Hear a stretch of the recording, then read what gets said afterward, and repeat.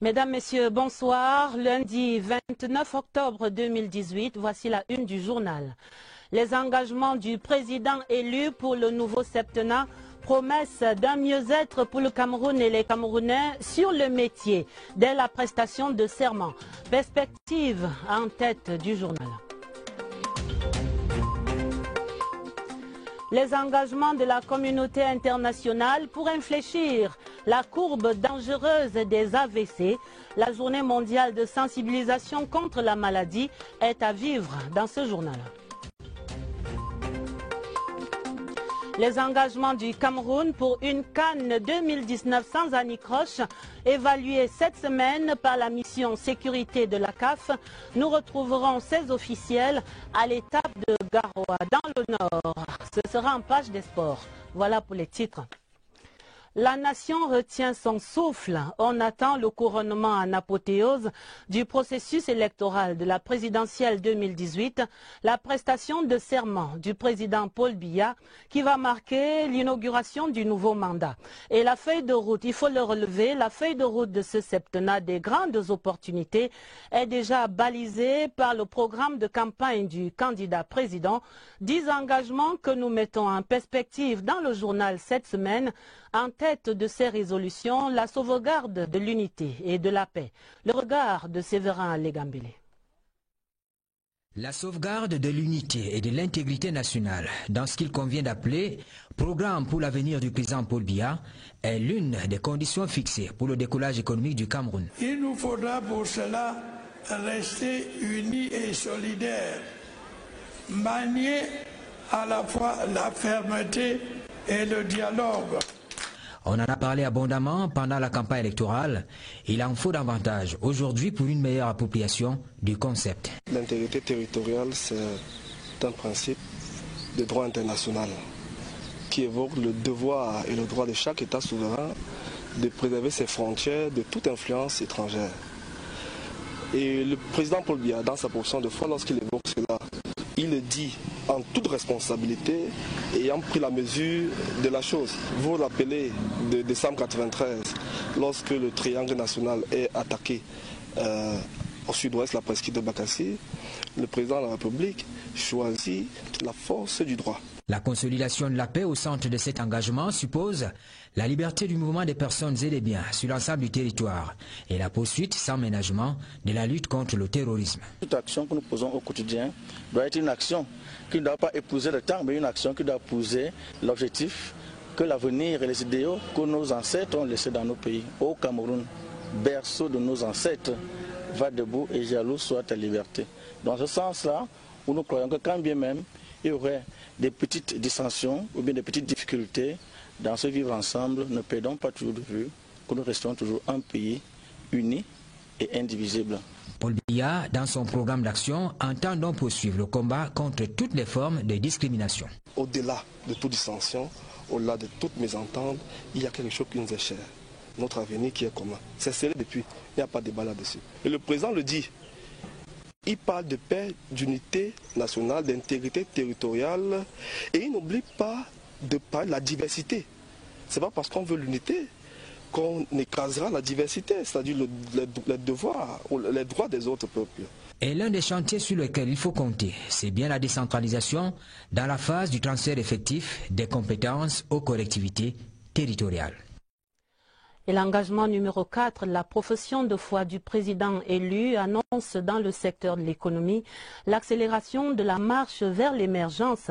Ce sera à travers des actions clés telles que le renforcement de la lutte contre la corruption ou encore la suite du développement des infrastructures. Des leviers puissants susceptibles de booster la croissance et donc d'accélérer l'émergence du Cameroun. Eugène Bey.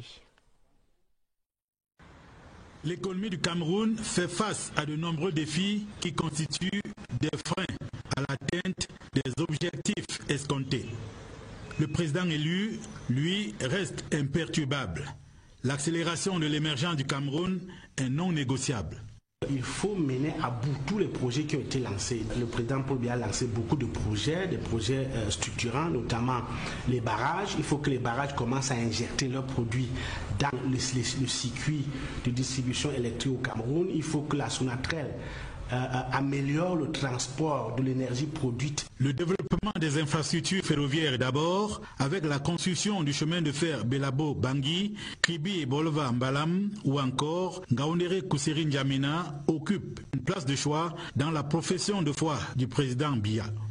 Idem pour les infrastructures portuaires, avec notamment la construction du port en eau profonde de Limbe ou du yard pétrolier de Limbe. Des conditions nécessaires mais pas suffisantes. La mobilité des biens et des personnes est un indicateur de bonne santé économique. Je pense à l'autoroute qui a été commencée, Douala-Yaoundé. Il faut intensifier le réseau de transport, le réseau routier, le réseau ferroviaire. L'émergence suppose la croissance économique. Un autre volet tout aussi important est la gouvernance, avec un accent particulier sur le renforcement de la lutte contre la corruption. Il faut une meilleure utilisation de la ressource humaine. Et là, je rentre dans le domaine de la gouvernance. Il faut faire nôtre le principe de la bonne personne à la bonne place. Il faut lutter contre la corruption plus efficacement. Le chantier, comme on le voit, est vaste, mais exaltant. De l'adhésion massive de tous les Camerounais dépend en grande partie sa réussite. Les messages de félicitations au président élu continuent d'affluer à notre rédaction.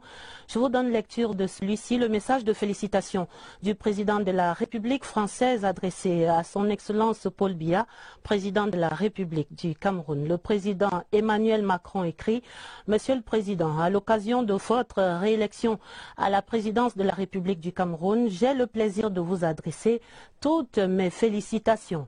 Nos deux pays sont liés par des relations anciennes de confiance et d'amitié. Je veux vous exprimer ma volonté d'œuvrer avec vous pour les renforcer encore davantage dans tous les domaines. Je sais les défis auxquels votre pays est confronté. Je forme le vœu que le renouvellement de la continuité que vous saurez engager réponde aux aspirations de la jeunesse du Cameroun à plus de responsabilités. Soyez assurés du soutien de la France pour appuyer ces projets et à vous accompagner dans les initiatives et réformes que vous entreprendrez pour l'y aider. La France restera engagée à vos côtés dans la lutte que votre pays mène en partenariat avec le Nigeria, le Tchad, le Niger et le Bénin contre le groupe terroriste Boko Haram. Elle continuera aussi à soutenir vos efforts en faveur du développement économique et social des zones affectées par ce fléau. S'agissant des régions anglophones du Cameroun, la France est prête à apporter son appui aux initiatives que vous pourriez prendre pour progresser vers un règlement politique et pérenne de la crise qui y sévit. Je forme le vœu que de telles initiatives prennent corps au plus vite, car l'aggravation continue de la situation dans ces régions est une préoccupation profonde pour la France et l'ensemble des partenaires extérieurs du Cameroun. Vous renouvelant mes félicitations, je vous prie d'agréer, Monsieur le Président, l'expression de ma très haute considération. C'est donc ce message de félicitations du président de la République française, Emmanuel Macron. Restons encore en économie comme tout à l'heure pour cette concertation des douaniers d'Afrique de l'Ouest et du Centre qui s'est ouverte ce lundi ici à Yaoundé. 23 pays membres de l'Organisation mondiale des douanes vont travailler ainsi à un nouveau plan stratégique pour les 3 prochaines années. Le secrétaire général adjoint de l'organisation et le ministre camerounais des Finances conduisent ces travaux. Le reportage de Marie-Laurence Sunke. Il n'y a de douane que quand on peut plus ou moins mettre ensemble deux pays qui sont appelés à coopérer à leurs frontières communes. Le monde étant devenu un village planétaire, ce qui se passe ici aura fortiori des répercussions chez le voisin. C'est la raison pour laquelle les douanes ont mis en place une organisation à échelle planétaire qui leur permettra d'adresser les problèmes au fur et à mesure qui se posent au gré des évolutions du commerce notamment. Il apparaît donc nécessaire aux administrations douanières d'apporter des solutions collectives, concertées, durables et efficaces à ces problèmes communs. Le secrétaire a envoyé le secrétaire général adjoint de sillonner les 6 régions du monde pour recueillir les inputs, les contributions des différentes douanes du monde. Nous échangeons avec le secrétaire pour qu'il rentre avec les propositions de la sous-région pour le plan stratégique. Cette rencontre va donc permettre aux administrations douanières d'Afrique de l'Ouest et du Centre d'apporter leur contribution dans l'élaboration du plan stratégique triennal 2019-2022. Il s'agit là d'un exercice important parce qu'il permettra de faire entendre la voix de cette partie du monde avec ses spécificités, avec ses problèmes à elle, pour que cette voix soit prise en compte dans l'élaboration d'un plan plus large et qui va concerner le monde entier. Pour les experts, ces assises sont capitales. Elles apporteront à coup sûr des améliorations substantielles au fonctionnement des administrations douanières. En économie encore, avec ces solutions pour augmenter les recettes de l'État, l'une des pistes, c'est bien l'élargissement de l'assiette fiscale. Eh bien, le ministre des Finances explore cette voie dans les secteurs porteurs que sont les mines et les produits pétroliers. Un séminaire s'est ouvert à ce sujet ce lundi, ici même à Yaoundé. Une session de formation adressée au personnel des impôts, des douanes et pour des juristes. Alvin Giselze pour les implications. Le secteur minier peut, au regard de ses multiples opportunités, contribuer à élever de façon efficiente le poids de l'économie nationale. Toutefois, le recouvrement des impôts, droits et autres taxes dans le secteur de l'industrie extractive n'est pas tâche aisée pour les agents des administrations concernées. Pour pallier à ces insuffisances, le ministère des Finances opte pour le renforcement des capacités des personnels intervenant dans ces secteurs clés de l'économie. Nous savons à combien contribue le secteur minier pétrolier dans le PIB. Comme vous savez, nous sommes autour de un peu plus de 400 milliards, ce qui est des recettes pétrolières. C'est un secteur très sensible. Vous avez un ensemble de documents, vous avez des contrats, vous avez des méthodes qu'il faut appliquer, qui sont les méthodes standards, mais dont il faut avoir connaissance. Le but ici, c'est d'appeler les gens qui ont une expertise, qui ont une historicité là-dessus, qui ont une expérience, pour nous expliquer comment aller au-delà de ce que nous recouvrons aujourd'hui. Au programme de cette formation, des modules portant sur les techniques de prélèvement de la fiscalité minière et pétrolière et des textes juridiques et réglementaires en matière de prélèvements fiscaux.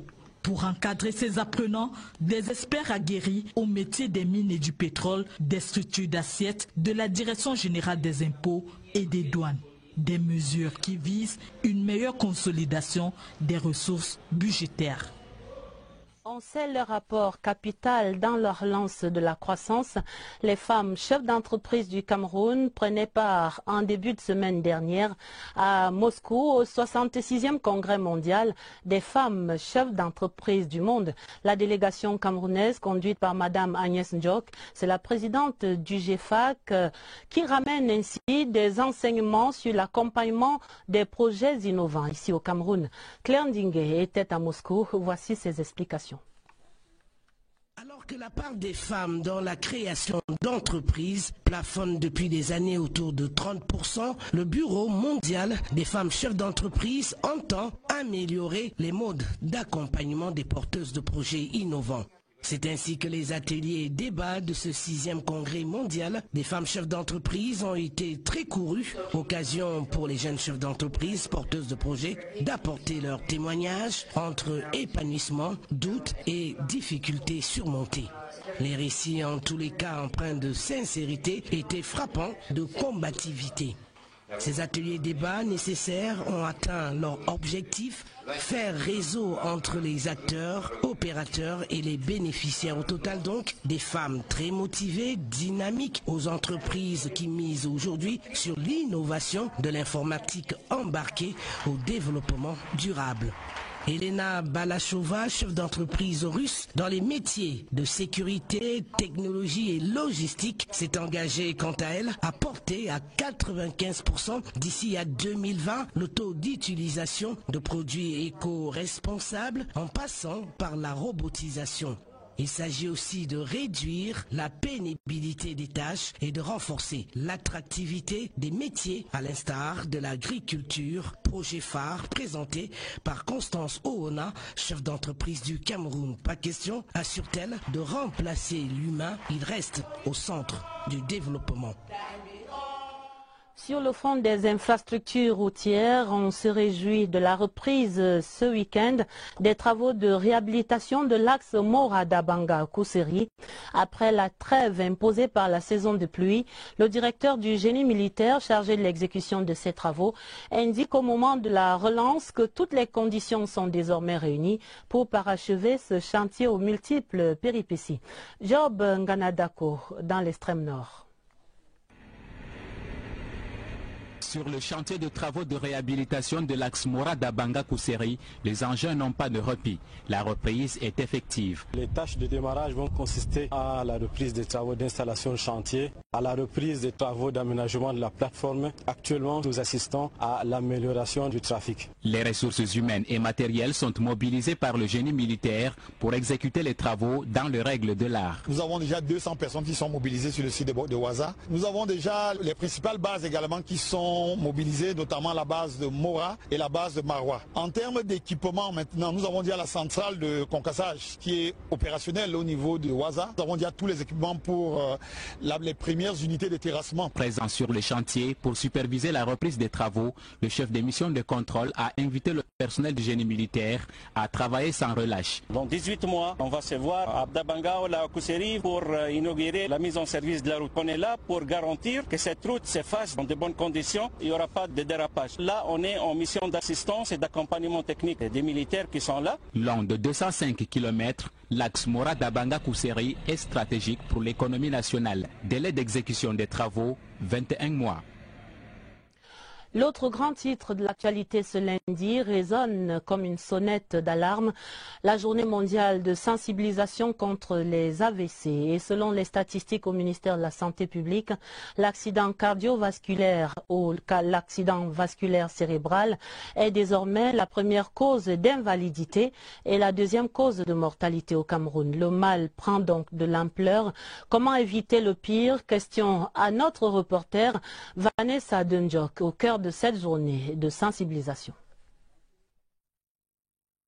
Tout commence par une interruption brusque de la circulation sanguine dans le cerveau.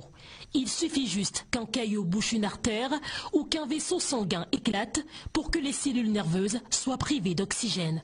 Un accident vasculaire cérébral a tout fait de se produire.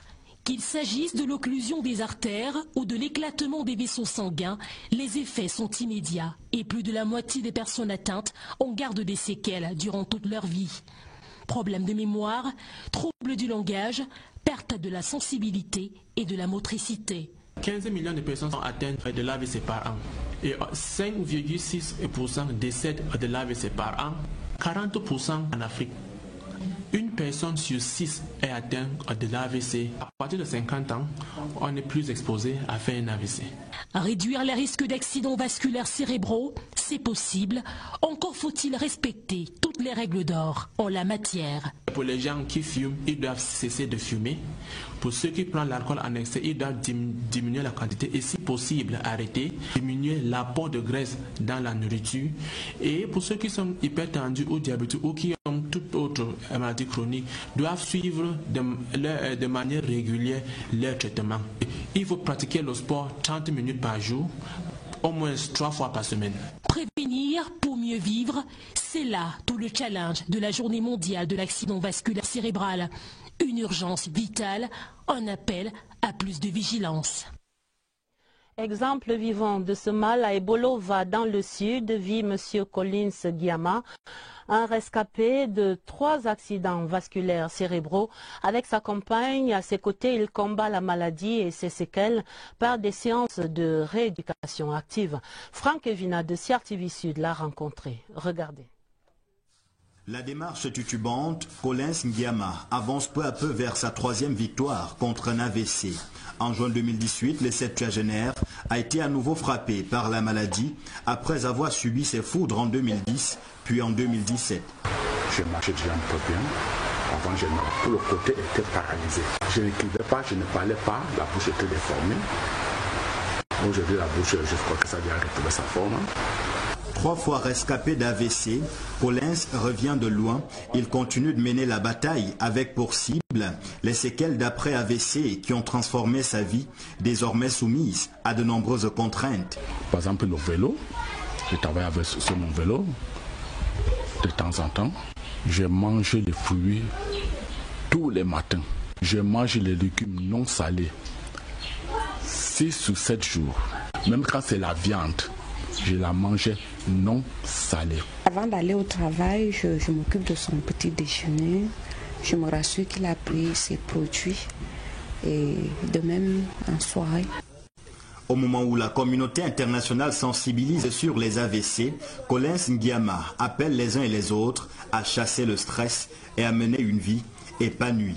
Si on veut éviter l'AVC, éviter les soucis, éviter le bruit, dormir calmement. Parole d'un homme avisé en matière d'AVC, la tueuse l'a déjà raté par 3 fois. Bonne nouvelle dans ce secteur de la santé, dans les 3 régions septentrionales. Voici l'avènement des chèques santé. Le ministre de la Santé publique, André Mamafouda, et les 3 administrateurs des fonds régionaux pour la promotion de la santé ont signé 3 conventions cadres ce lundi pour réduire notablement la mortalité maternelle et infantile, ainsi que le coût des soins dans ces 3 régions. Signature en présence du directeur général de l'AFD, l'Agence française de développement. D'autres précisions, Lucie Colette Avoulou. 11,5 milliards de francs CFA, c'est le montant de l'enveloppe allouée aux fonds régionaux pour la promotion de la santé dans les régions du Nord, de l'extrême Nord et de l'Adamawa. Réduire les barrières financières d'accès aux soins obstétricaux et néonataux et améliorer la qualité de soins à travers un système d'achat de prestations à un juste prix sont les objectifs de ce projet. Lorsqu'une femme enceinte, dès le début de la grossesse, achète son chèque santé qui lui coûte 6 000 francs, alors que le coût total s'élève à 60 000, elle a donc droit à toutes les consultations prénatales. Et même si au moment de l'accouchement, il faut opérer, tout est compris dans ces 6 000 francs qu'elle a payés. Au Cameroun, c'est à peu près 40% de la population qui vit en dessous du seuil de la pauvreté. Et dans ces régions où nous avons les pires indicateurs en matière de santé mère et enfant, le taux de pauvreté est encore plus élevé. C'est à peu près 60 à 75%. L'AFD, l'Agence française de développement, est le partenaire technique et financier de ce programme. Transférer à des compétences nationales cette gestion d'un projet qui a déjà fait des preuves, qui a déjà touché la vie de plus de 100 000 femmes aujourd'hui qui ont bénéficié de cet accompagnement. Dans les formations sanitaires, où les femmes achètent les chèques santé, qu'il y a 3 fois moins de décès que dans les formations sanitaires où cela n'est pas pratiqué. Ce projet s'achèvera en 2019. Le clap de début ce soir pour le feuilleton de la semaine consacré à ses compatriotes qui voyagent d'une ville de résidence à Yaoundé. C'est tous les jours pour venir travailler dans la capitale. Lucien Kédé vit à Obala et parcourt quotidiennement les 98 km qui le séparent de son lieu de service. Voici la témérité et la résilience de ce père de famille suivi ce lundi dans son périple par notre reporter Martine Noël-Ndengue.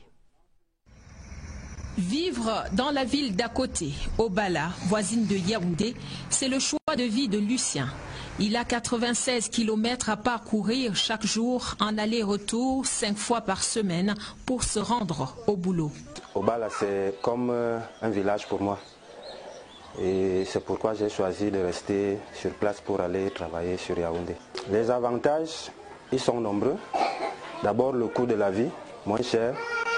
Et à toute heure, je peux avoir une occasion pour rentrer chez moi.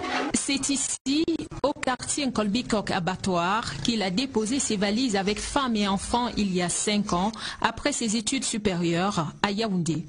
Cet infographe s'est découvert une autre passion. Il est à l'aise dans l'élevage, tout comme au milieu de ses plantations dans son village natal, Ebangminala, par Bachenga, non loin d'ici. Pour moi, c'est une façon aussi de préparer l'avenir. Parce qu'il ne suffit pas d'aller à Yaoundé, parce que les autres y vont. Il faut avoir des objectifs dans la vie. savoir où on va et où on va en venir.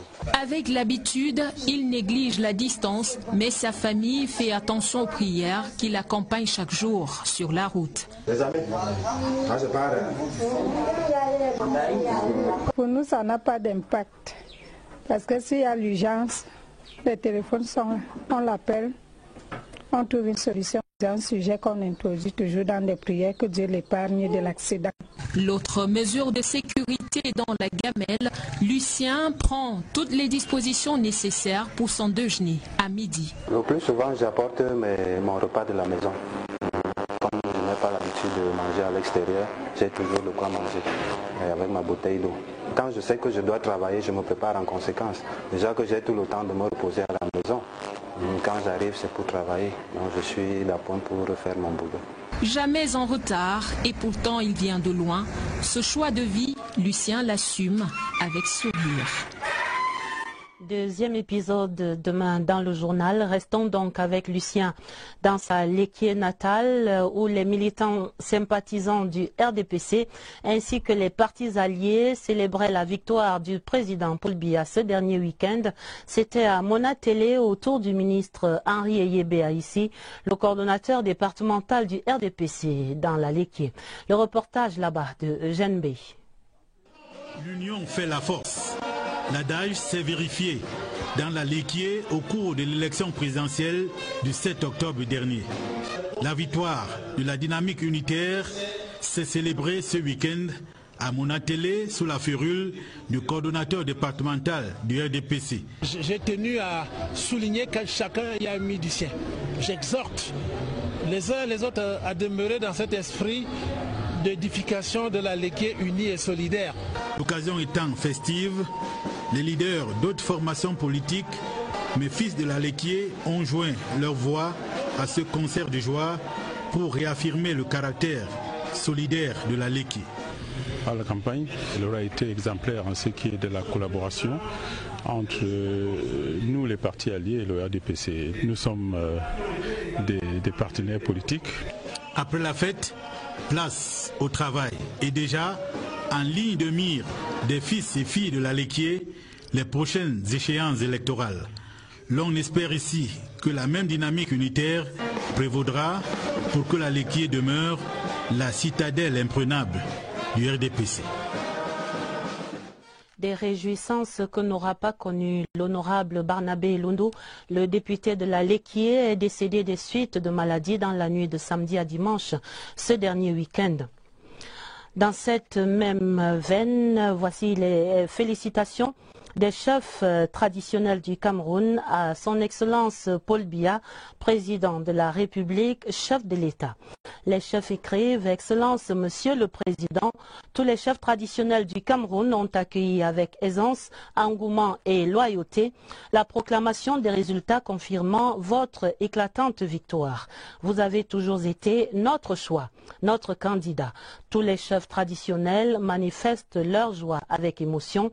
Nous avons l'honneur, avec allégresse et le privilège exceptionnel, de vous transmettre les félicitations respectueuses des chefs traditionnels du Cameroun, les chefs traditionnels qui restent toujours attentifs et se mobilisent autour de votre auguste personne parce que vous êtes pour nous le rempart de la légalité républicaine, le promoteur de la paix, le défenseur de la paix de cœur et d'esprit des Camerounais. Vos réalisations, vos efforts en matière de développement économique et social sont des réalités indéniables. Notre jeunesse garde confiance, sachant que vous êtes la source de leur espérance. Le Cameroun est respecté dans le monde. La voix du Cameroun est écoutée dans le concert des nations. Excellence, Monsieur le Président de la République, au nom du Conseil national des chefs traditionnels du Cameroun et ses démembrements, dans les régions, départements et arrondissements, nous vous prions d'accepter une fois de plus l'expression de notre respectueuse permanente fidélité et loyauté à vous et à notre adhésion totale à la vision de votre politique et du bonheur des Camerounais d'aujourd'hui et de demain. C'est donc signé de Sa Majesté Garga Alim. La victoire du président Paul Biya, également saluée par l'ambassadeur du Cameroun à Moscou, c'est en Russie. Son Excellence Mahamat Paba Saleh a confié sa joie et ses félicitations à notre reporter Claire Ndingue en mission alors à Moscou. Je vous propose de l'entendre. Les sentiments qui m'habitent sont des sentiments de joie. Joie pour cette brillante réélection. Joie également pour la manière dont s'est déroulé le scrutin, à savoir que malgré quelques difficultés que nous reconnaissons, que tout le monde reconnaît, d'une manière générale et de l'avis des observateurs venus de l'étranger, les choses se sont déroulées dans de très bonnes conditions. En tant que citoyen camerounais, je pense que nous avons une chose à défendre, c'est la paix dans notre pays. C'est le vivre ensemble, c'est la tranquillité. Parce que sans ces éléments, rien de bon ne peut se faire. Sans ces éléments, sans ces conditions, le pays ne peut pas se construire.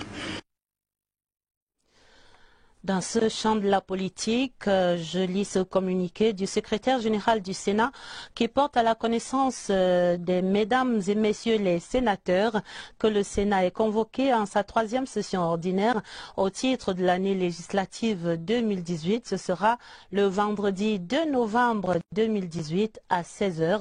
Le communiqué signé donc du secrétaire général Michel Mva Mebuto. Le directeur général adjoint de la radio-télévision du Congo démocratique, une structure en pleine restructuration, veut s'inspirer de l'expérience du service public de l'audiovisuel au Cameroun. Freddy Mulumba a été reçu en audience ce lundi par le ministre de la Communication, Issa Tiroma Bakari, avant des échanges avec le directeur général adjoint de la CRTV, Emmanuel Wongibé. La synthèse de Catherine Toulou Elanga. Freddy Mulumba Kabouayi ne s'est pas fait prier pour donner son opinion sur le traitement de l'élection présidentielle par les médias du service public camerounais. Il l'a relevé face à Issa Tiroma Bakari, le ministre de la Communication. Une audience à bâton rompu pour scruter le paysage médiatique camerounais. Des bons points ont été également relevés sur le processus électoral par le directeur général adjoint de la télévision congolaise. Il était normal que je passe quand même présenter mes civilités au ministre et lui féliciter aussi pour la manière dont il a géré la communication pendant la période électorale. Après le ministère de la Communication, l'hôte de Issa Tiroma Bakari s'est rendu à la CRTV. Reçu par le directeur général adjoint Emmanuel Wongibé, il a eu une séance de travail avec les plus proches collaborateurs du directeur général de la CRTV. Une vue panoramique de la structure avec ses 4 composantes. Freddy Mulumba Kabouayi s'est fait une opinion mieux élaborée de la CRTV. Panafricaniste dans l'âme, il propose une plateforme d'échange sur le traitement des informations du continent africain dans les différents médias de service public africains. En tant que média public, quand tu as une question qui concerne l'Afrique, vous avez des spécialistes à l'université de Yaoundé. Il y a encore l'IRIS. Il faudrait que les journalistes collaborent avec de tels spécialistes pour parler de l'Afrique. Pour lui, l'Afrique ne sera véritablement indépendante que lorsqu'elle prendra le contrôle de ses propres informations. Les experts sur les changements climatiques de 3 régions d'Afrique tiennent un séminaire cette semaine ici à Yaoundé. Les travaux sont conduits par le ministre Pierre Hélé. Voici le premier jour des travaux racontés par Florence Ngwangele. Les changements climatiques sont réels en Afrique. Cela s'observe par la fréquence des catastrophes naturelles, telles que les inondations, la sécheresse, les vents violents, la baisse de la productivité ou alors la perte de la biodiversité. Cet atelier, initié par le programme des Nations Unies pour l'environnement, permet d'évaluer les stratégies mises en œuvre par les pays africains pour lutter contre les changements climatiques. Depuis Paris, la COP21, le Cameroun s'est engagé à réduire 32% ses gaz à effet de serre d'ici 2035. c'est-à-dire un engagement ambitieux que nous entendons mettre en œuvre. Et c'est pour ça que nous allons partager nos espérances avec les autres pays aussi, ce que nous faisons pour effectivement arriver à cet objectif de réduire 32%. Les échanges au cours de ces 3 jours de travaux vont permettre aux participants venus d'Afrique centrale, du Nord et de l'Ouest d'avoir la même vision dans l'élaboration des communications nationales et les rapports biennaux. Ce que nous sommes en train de faire au niveau sous-régional, c'est de mettre en cohérence les données au niveau sous-régional pour qu'aujourd'hui, si la RCA, il lui manque des données au niveau des facteurs d'émission, par exemple dans le secteur de forêt, on peut prendre les données au niveau de Cameroun pour les utiliser. Des fois, le Cameroun peut prendre les données au niveau du Congo pour les utiliser. Parce que nous avons plus ou moins les mêmes caractéristiques au niveau de notre sous-région. Des efforts doivent être faits par tous pour la protection de l'environnement. Le destin de l'espèce humaine est en jeu. Que les fan clubs de l'artiste Joe Masso se rassurent, il est bien vivant, contrairement à la rumeur de son décès qui prospère dans les réseaux sociaux. Cette semaine, la famille de l'artiste musicien de son vrai nom, Joe William Masso, a porté ce démenti ce lundi à Douala où nous retrouvons Christy Kondo.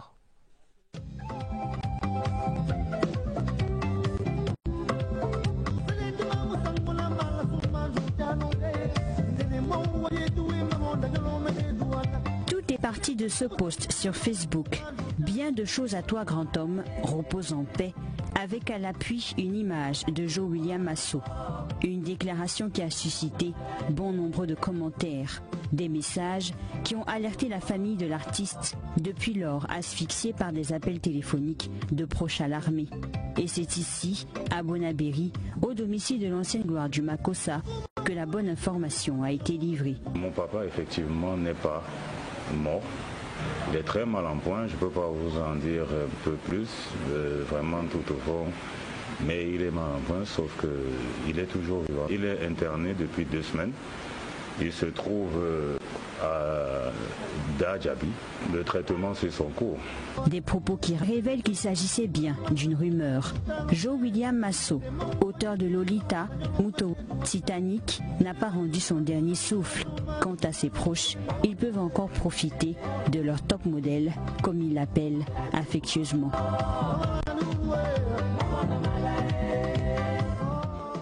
Souhaite un prompt rétablissement. En page des sports, la sécurité est en évaluation sur les sites de la CAN Total 2019. La commission sécurité de la CAF, en compagnie du ministre des Sports, visitait les sites et les chantiers de la région du Nord, à Garoua. La journée de Djirila Ima et de son équipe dans ce reportage de Oumar Oussanda Hayato. À son arrivée à l'aéroport international de Garoua, la délégation de sécurité de la CAF, conduite par le colonel-major Djibril Lahima Hamidou, qu'accompagne le ministre des Sports et de l'Éducation physique, Pierre Ismaël Bidjounpoit, a été accueillie par le gouverneur de la région du Nord, Jean Abaté Edi. Après une réunion briefing avec le comité local d'organisation de la CAN, les 4 émissaires de la FIFA et de la CAF, le ministre des Sports et tout le reste de la délégation ont mis le cap dans certaines infrastructures devant abriter la compétition. Le stade d'entraînement de Coton Sport, ceux de Pumpumre et de Rairé, ainsi que le stade principal ont été visités. Et les émissaires ont écouté les ingénieurs, observé le déroulement des travaux et ont apporté des observations sur le volet sécuritaire des sites visités. Au terme de la visite de travail, la délégation de la CAF s'est montrée optimiste quant à la capacité de notre pays à relever le défi sécuritaire lors de cette CAN. Voilà des nouvelles sportives pour mettre un terme à ce 20h30. L'essentiel à retenir, il y avait dans ce journal la mise en perspective de la profession de foi et des engagements du candidat Paul Biya pour la paix et le développement. Des engagements bientôt activés avec la prestation de serment et l'inauguration du nouveau septennat du président de la République. Également dans le journal, l'alerte contre les accidents vasculaires cérébraux ce lundi. C'était journée mondiale de sensibilisation contre les AVC.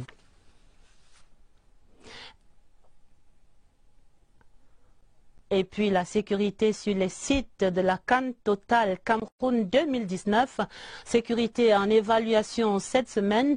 Les officiels de la CAF sont au Cameroun. Ils étaient sur le site de Garoua, dans ce journal. La fin du 20h30, préparée avec la collaboration de Elvire Nina Galim et de Stéphane Zébomon, stagiaire de l'ESTIC. Vous aurez d'autres informations à minuit en compagnie de Jean-Cyriac Bessé et de Patricia Leba Metuxon. Retrouvez immédiatement sur cette antenne Présidence Actu. Yves-Marc Medzo et ses invités reviennent ce soir sur l'ensemble du processus électoral et des félicitations adressées au président élu, Paul Biya. Vous pouvez revoir ce journal et toutes les éditions d'information de CRTV News sur notre site internet www.crtv.cm. CRTV News à regarder sur le canal 394 du bouquet satellite. Très belle soirée donc sur la CRTV et à demain, 20h30.